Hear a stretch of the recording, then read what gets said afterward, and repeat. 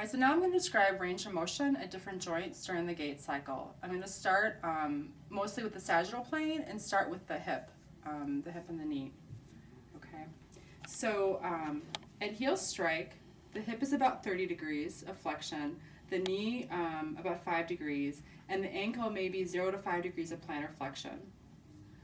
Loading response, the hip is anywhere from 0 to 30 degrees of flexion, the knee is anywhere from 5 to 20, the ankle is anywhere from 5 to 10 degrees of plantar flexion.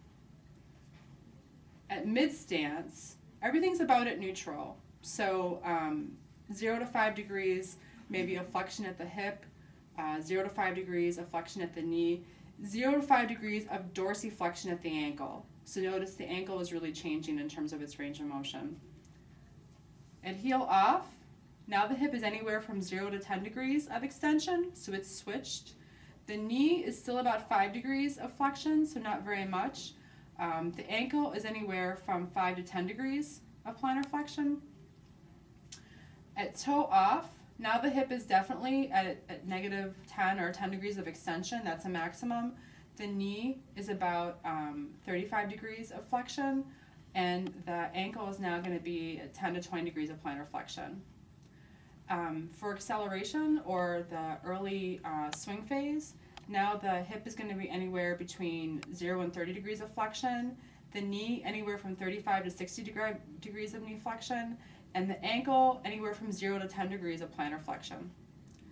At mid-swing, the hip is about 30 degrees of hip flexion, the knee about 65 degrees of knee flexion, and that's the maximum, and the ankle anywhere from 0 to 10 degrees of dorsiflexion, just enough to keep it up.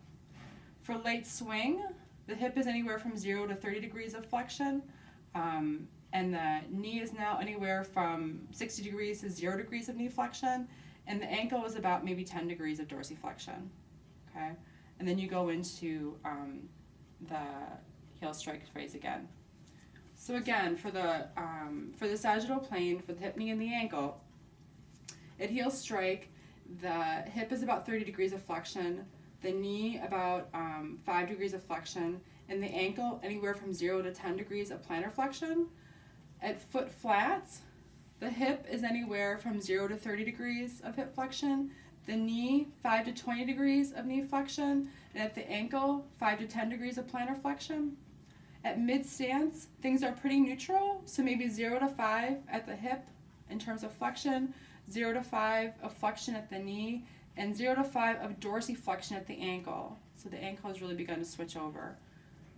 At heel off, the hip is anywhere from 0 to 10 degrees of extension, the knee about 5 degrees of flexion, and at the ankle anywhere from 5 to 10 degrees of plantar flexion.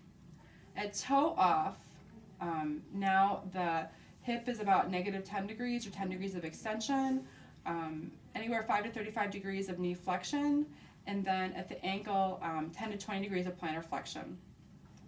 Early swing, now the hip is moving back towards flexion, so 0 to 30 degrees of flexion, about 35 to 65 degrees of knee flexion, and the ankle now is dorsiflex, just for foot clearance, anywhere from 0 to 10 degrees. At mid-swing, now the hip is about 25 to 30 degrees of flexion, the knee at 65 degrees of knee flexion, which is a maximum, and at the ankle, again, just about at neutral or a little bit dorsiflexed.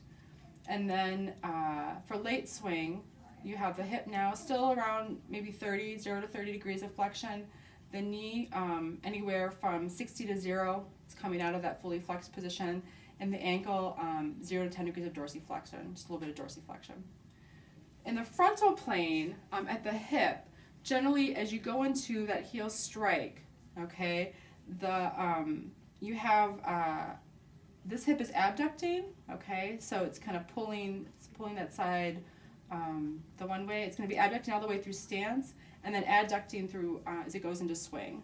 So abducting through stance, adducting through swing. For rotation, you generally have internal rotation for the first part, maybe the first half of the stance phase through mid-stance, then you go into external rotation, and then internal rotation again.